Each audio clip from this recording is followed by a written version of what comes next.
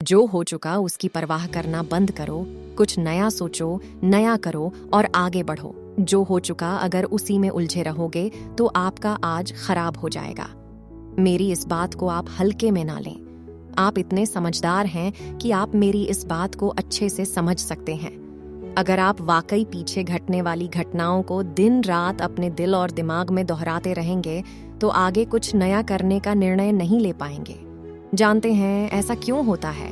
ऐसा इसलिए होता है कि आपका दिमाग जब बुरी घटनाओं विचार से भरे होते हैं तो यह अच्छे और प्रेरक विचार पैदा नहीं कर पाते हैं और आप हर काम में असफल हो जाते हैं। इसलिए मेरी मानिए, जो हो चुका उसे भूलकर एक नई शुरुआत करें। मान लीजिए एक कमरे में किताबों को एक विशाल ढेर लगा दिया जाए और आपको एक विशेष किताब का नाम बताया जाए और उस किताब को उस कमरे में लगे विशाल ढेर में से ढूंढकर लाने को कहा जाए तो आपको कितना समय लगेगा? मुझे लगता है आपको बहुत समय लग जाएगा, है ना?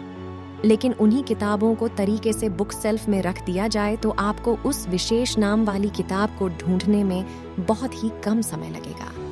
मेरी इस बात से आप सहमत हैं कि नहीं?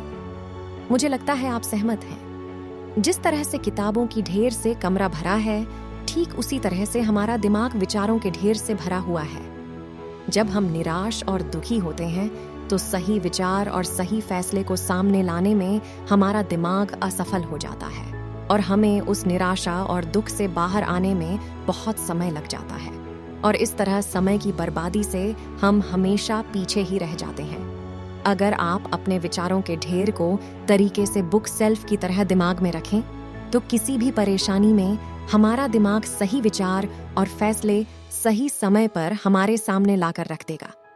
ऐसा करने का सिर्फ एक तरीका है, बस आप हर सुबह मेडिटेशन करना शुरू करो, क्योंकि मेडिटेशन में वह पावर है जो आपको अंदर से कुछ कर गुजरने की ताकत देती है। आपके दिमाग में चलने वाले उथल पुथल को शांत करती है और सही रास्ता दिखाती है और सही निर्णय लेने की क्षमता पैदा करती है। आपको जागना होगा और इस भ्रम को मिटाना होगा कि तुम कमजोर हो।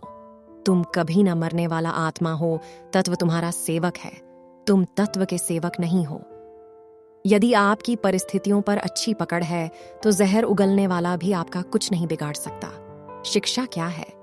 क्या यह किताबों से मिलने वाली विद्या है? नहीं। क्या यह नाना प्रकार का ज्ञान है? नहीं, यह भी नहीं।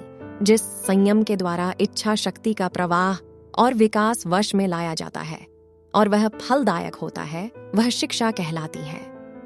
ये वीडियो कैसा लगा कमेंट करके जरूर बताएं, लाइक एंड शेयर करें। ऐसे ही वीडियो देखने के लिए हमारे चैनल को सब्सक्राइब करें।